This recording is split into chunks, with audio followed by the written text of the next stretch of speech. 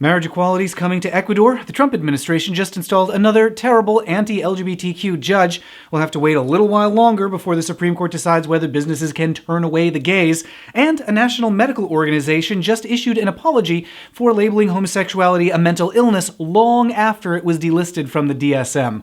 We'll have the week's top LGBTQ news and how it affects you on Weekly Debrief. Thanks to everyone who makes Weekly Debrief possible with a pledge of support on Patreon. Head over to patreon.com/mattbaum or click the link in the description to check out the rewards for backers. Ecuador's constitutional court ruled last week that international agreements require the country to recognize marriage between same-sex couples. Marriages can't start just yet, though. That's going to require a few more legal steps. Still, it's unlikely that any meaningful challenges are going to get in the way at this point. And what's more, the same international agreements that required Ecuador to recognize marriage equality also apply to 24 other Latin American countries. So it's possible we'll see a rapid expansion in the freedom to marry in the next year or two. Also this week, the Senate handed a lifetime judicial appointment to Matthew Kaczmarek, one of the worst anti-LGBTQ extremists to be nominated to a judgeship in the last few years.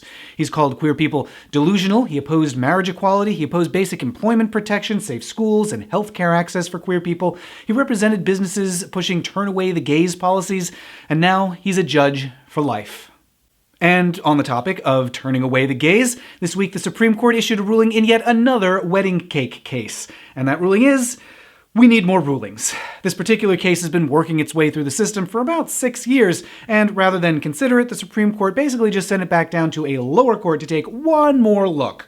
It's a little frustrating because it means more delays in finally settling an issue that feels like it's been dragging on forever. And finally this week, the American Psychoanalytic Association has apologized for treating homosexuality as a mental illness. While the American Psychiatric Association delisted homosexuality as an illness in the 1970s, the Psychoanalytic Association took a little bit longer and maintained a ban on openly queer members until the 1990s. These days, they've had a complete turnaround and have endorsed marriage equality, and they stand alongside the queer community as allies.